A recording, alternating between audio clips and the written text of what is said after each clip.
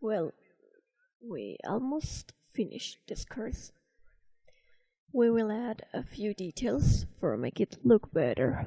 So on this video, what we are going to do is work with the alphas, and we will start to add the details by using dot alphas. For example, the log. That was your homework. Remember that. We will mask what we need to protect. And on the folder supplies, you've got all the tools that I have used for this course. So something important here. Here we've got the same alpha, but if we get closer, we could see a difference between the alpha at the left. Got some kind of dots. The kind of dirt or sand. It is because the alpha generate a irregular structure. That is because the alpha is not perfect. So, if your alpha got a good resolution, you will have a better result. So be careful and try to select a good alpha. We will change the stroke to this one. Like this result. Maybe we could add more subdivisions.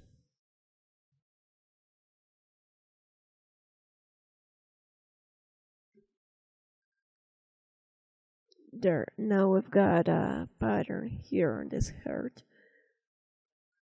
We will add another detail here on our reference. We've got this little detail here. We will add an alpha.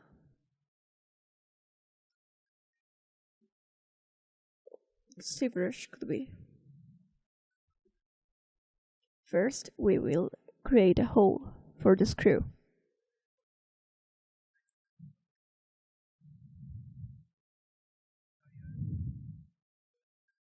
Remember, for create a realistic sensation, we need to create a hole where the screw gets in.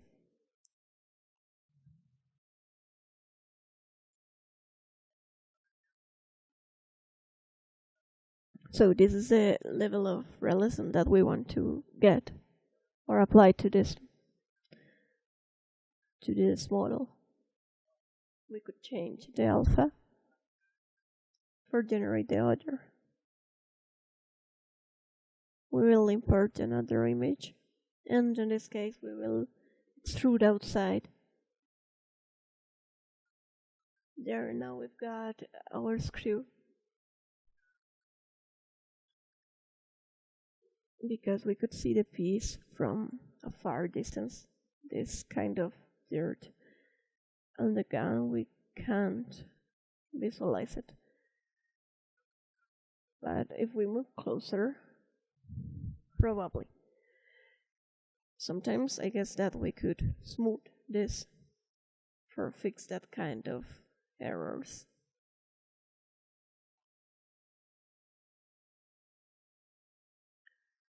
So that kind of noise will help us to add realism too, because some screws have that touch.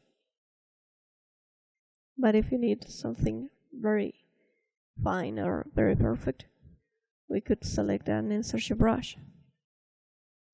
Obviously we can't use it here because we've got subdivisions.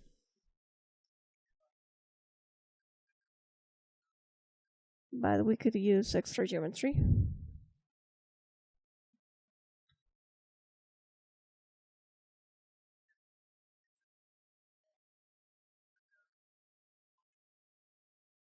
By using the screw as a base, the cylinder has a base, we will create a screw. we will create it as an insertion brush.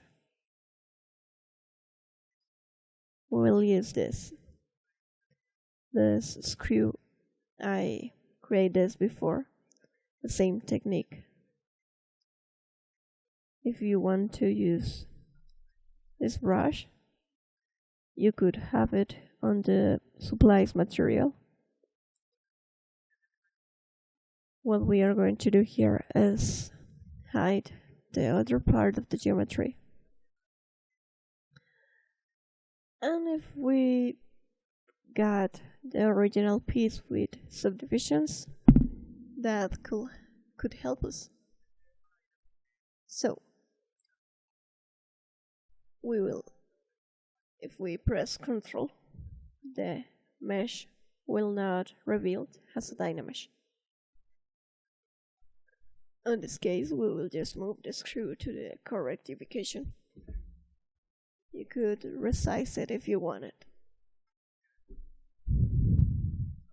If we want to, we could this part, or we could make this flatten or resize it. Now, there is very good. I like this method because when the piece is independent, I could add subdivisions or reveal subdivisions. If I want to have a render from this distance, I don't need a perfect screw because I will not see that detail on the render. You need to control that kind of detail. If we could reduce the load on the RAM or the graphic card of your computer, we need to do that.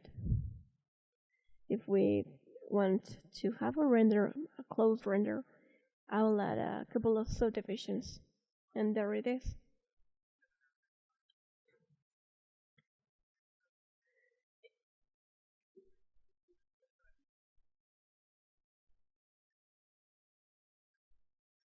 Well, continue then. We will continue with the other piece.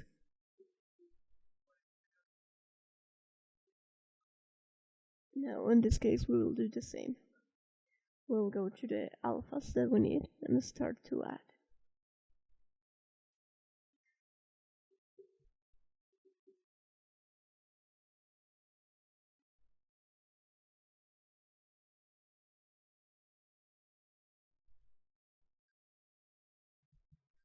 Well, I always have problem with this. Remember, activate the symmetry.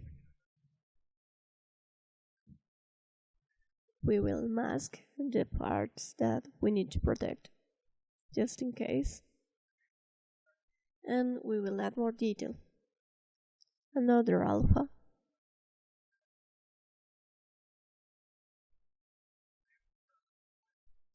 There is some cases that the alpha will not work.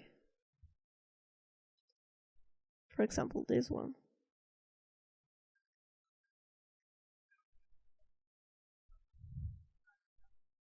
Well, amazing, I create the HarleyQ mark, but it create the mark at the other side.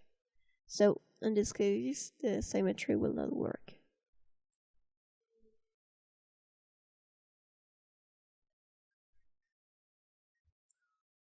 Something useful for the mask. So if I create the mark on this side, it will appear at the other side. So the letters will be inverted, and I don't want that.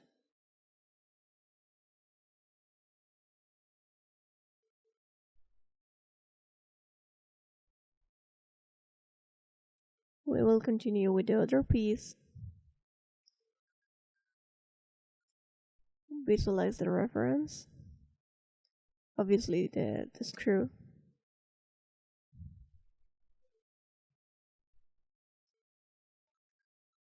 We have two options here. Repeat the process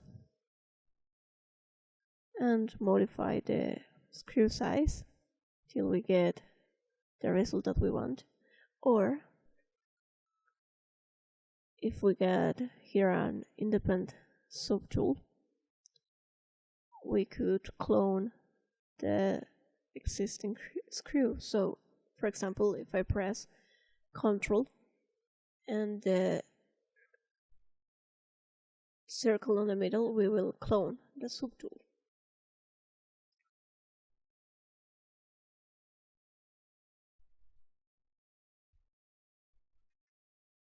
And by using Ctrl, we clone again.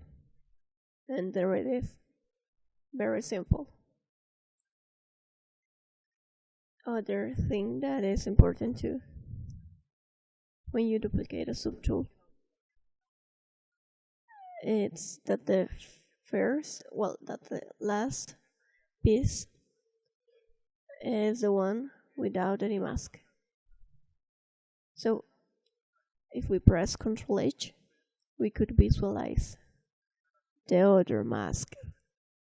Remember, we don't clean the mask, we will just hide the mask. Import another alpha. And here the text, Bat Killer.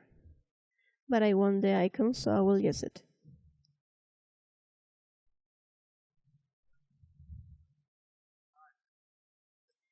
This I want to show you here. I create a stroke on the side and it created on the back part. A way to avoid that kind of trouble is mask the part that you don't want to affect.